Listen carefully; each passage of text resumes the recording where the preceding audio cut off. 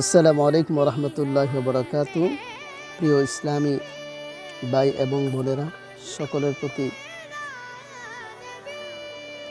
আন্তরিক মোবারকবাদ এবং হৃদয়ের রাজধানী থেকে ধন্যবাদ জানিয়ে শুরু করছি চারজন আল্লাহর শ্রেষ্ঠ ফেরেশতাদের সম্পর্কে তাদের আকার আকৃতি বর্ণনাটি পাওয়া যায় ইমাম আহমদ ইবনে হাম্বলের রহমতুল্লাহি তাআলা আলাইহির লিখিত 52 খণ্ডে কিতাবে এবং ইবনে কাসির রহমতুল্লাহি তাআলা আলাইহির গ্রন্থের মধ্যে।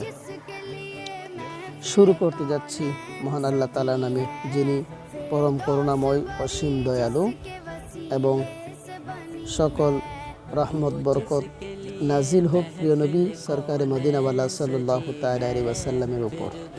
প্যারা হাজিরিন, চারজন ফেরেশতা আছে আল্লাহর নিয়োজিত। চারজনের চারটা শ্রেষ্ঠ কাজ। হযরতে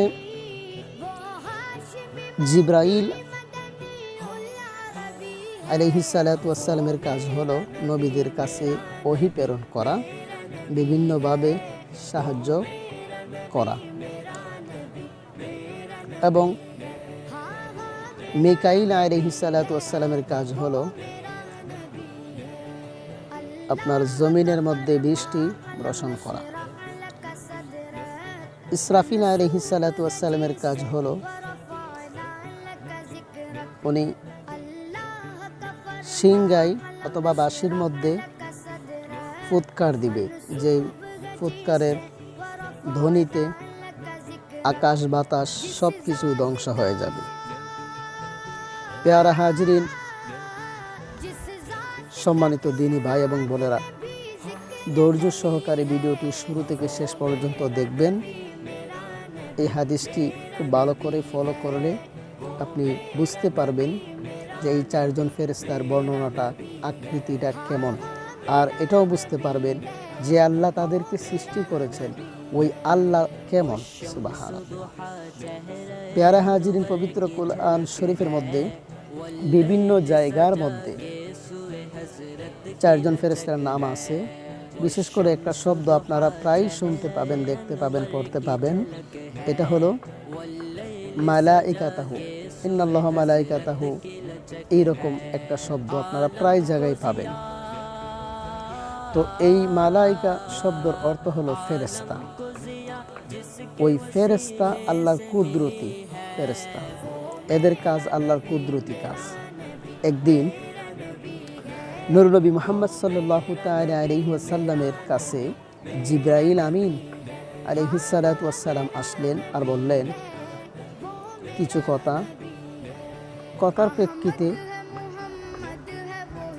হযরত মুহাম্মদ মুস্তাফা সাল্লাল্লাহু তাআলা আলাইহি ওয়াসাল্লাম বললেন, আচ্ছা ভাই জিবরাইল, তোমার আসল সূরতটা কি? আমাকে একটু দেখাও তো, আমি একটু দেখতে চাই, আমার ইচ্ছা। তখন হযরত জিবরাইল আলাইহিস সালাতু ওয়াস সালাম বললেন, ইয়া রাসূলুল্লাহ, আপনি যে একটা প্রশ্ন করলেন, যে একটা কিছু দেখতে চাচ্ছেন, এটা তো বিশাল একটা বিষয়। ঠিক আছে, আপনি যেহেতু দেখতে চাচ্ছেন, আমি আপনাকে দেখাচ্ছি। ও আপনি উত্তর থেকে দক্ষিণ পর্যন্ত জমিনের এই মাথা থেকে ওই মাথায় আপনি তাকালে বুঝতে পারবেন।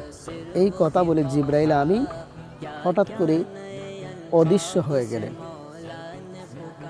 চলে গেলেন। জিবরাইল আলাইহিস সালাতু ওয়াস সালাম যখন চলে গেলেন, উনি উপর থেকে আসমান থেকে উনি ওনার একটা পর্দা, কালো একটা পর্দা উনি আসমান থেকে জমিনে ঝুলিয়ে দিলেন, ফেলে দিলেন। আর ওই পর্দাটা জমিনের মধ্যে আইসা ঘেঁষে লাগলো।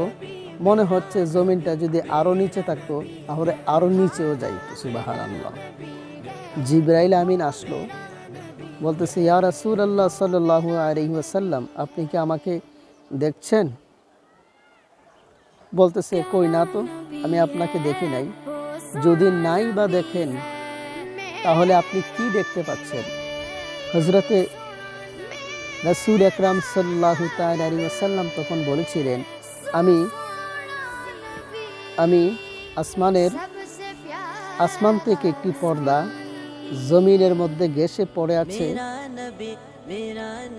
এই পর্দাটা আমি উত্তর থেকে দক্ষিণ পর্যন্ত আমি দেখলাম জমিনের মধ্যে ঘেঁষে পড়ে আছে। জিবরাইল আমিন বলতেছে, তাহলে আপনি কি বুঝতে পারেন নাই? বলতেছে, না।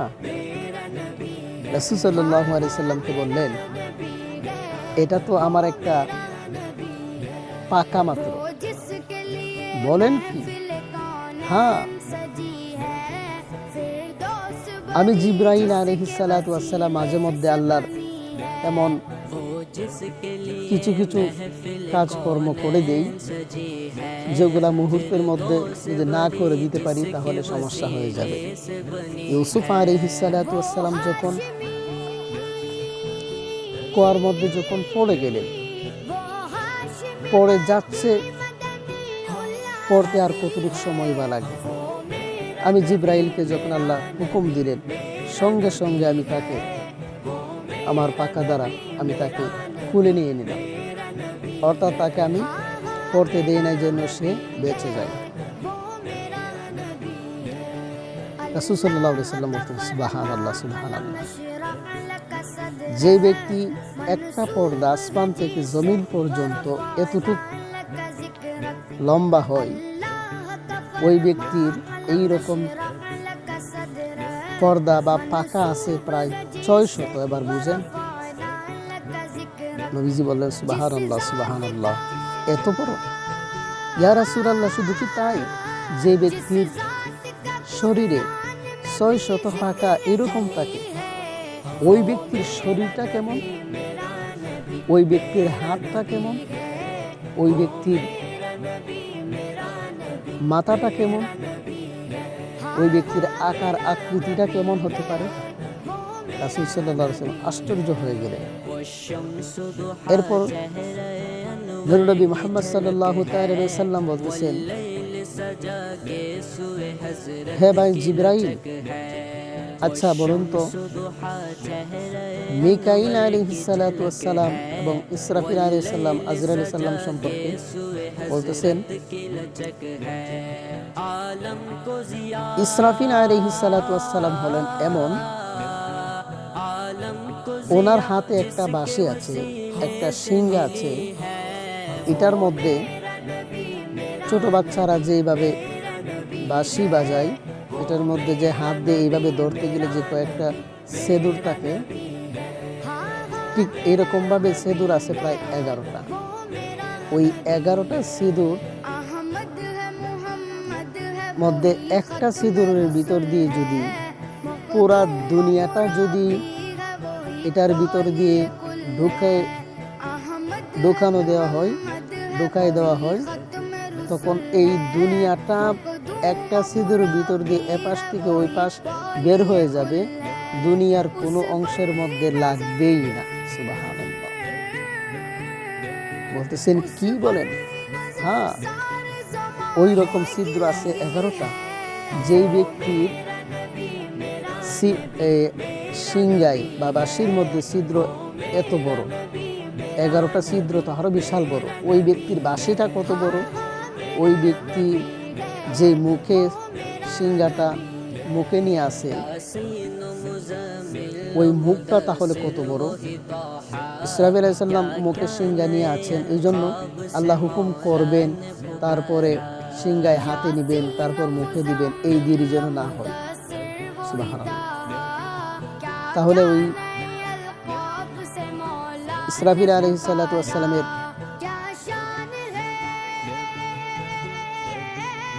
সিংগা যে মুখের মধ্যে ধরে আছেন, ওই তার মুখটা কত বড়, তার দেহটা কত বড়, তার মাথাটা কত বড়, এটা কি বুঝতে পারছেন?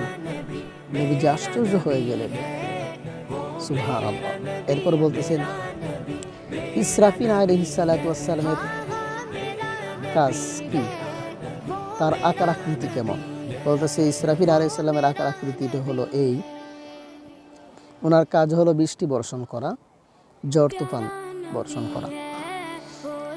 পুরা দুনিয়ার নদী নালা খাল বিল যত পানি আছে সব পানি যদি একত্রিত করে যদি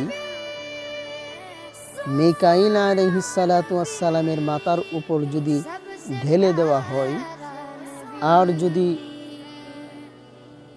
ওই মাথার মধ্যে পানিগুলো পড়ে, তখন ওই মাথা থেকে তার কান পর্যন্ত আসার আগেই দুনিয়ার সকল পানি শেষ হয়ে যাবে, আবার শুকায় যাবে। সুবহানাল্লাহ, সুবহানাল্লাহ। যার মাথাটা এত বড়, তাহলে তার দেহটা কত বড়? এই রকম আকৃতি আরো কয়েকটা কথা বলছিলেন। তখন বলতেছেন, আচ্ছা, ইসরাইল আলাইহিস সালাতু ওয়াস সালাম, আরবিতে আইনের নিচে জের দিয়ে পড়তে হয় ইসরাইল, বাংলাতে আমরা বলে থাকি আজরাইল। ওই আজরাইলের আকৃতিটা কেমন?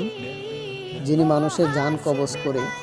হঠাৎ করে দেখা যায় বাংলাদেশে এতগুলো মানুষ একসাথে গাড়ি অ্যাক্সিডেন্টে, রোড অ্যাক্সিডেন্টে, কারেন্টে, বিদ্যুৎ শর্টে মানুষ মারা যায়। ঢাকাতে মারা গেছে, সিলেটে মারা গেছে, চট্টগ্রাম, কুমিল্লা, বিভিন্ন জায়গায় মারা যায়।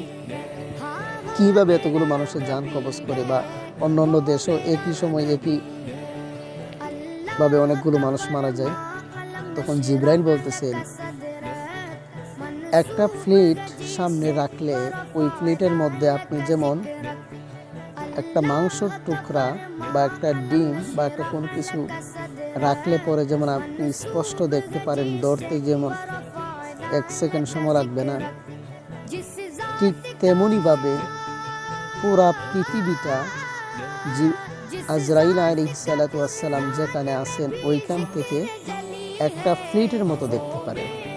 আর সেই জন্যই উনি মুহূর্তের মধ্যে চাইলে হাজার হাজার কোটি কোটি মানুষের জান একসাথে কবজ করতে পারে। এই ক্ষমতা আল্লাহ তাকে দিয়েছেন। সুবহানাল্লাহ, সুবহানাল্লাহ।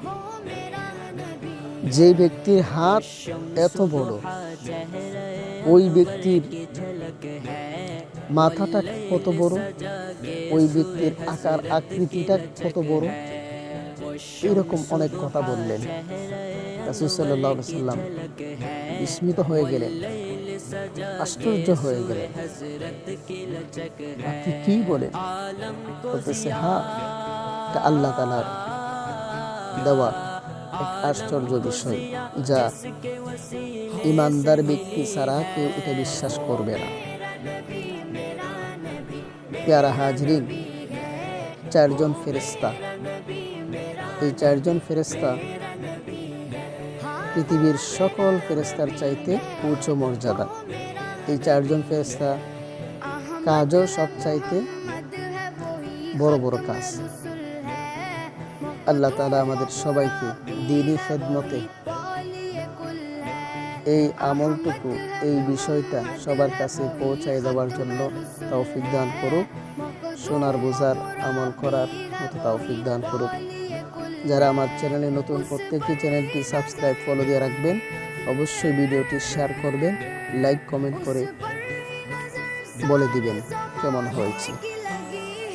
পরবর্তী ভিডিও দেখার আগ পর্যন্ত সবাই সুস্থ থাকুন, ভালো থাকুন। ওমা আলাইনা ইল্লাল বালাগ। আসসালামু আলাইকুম ওয়া রাহমাতুল্লাহ।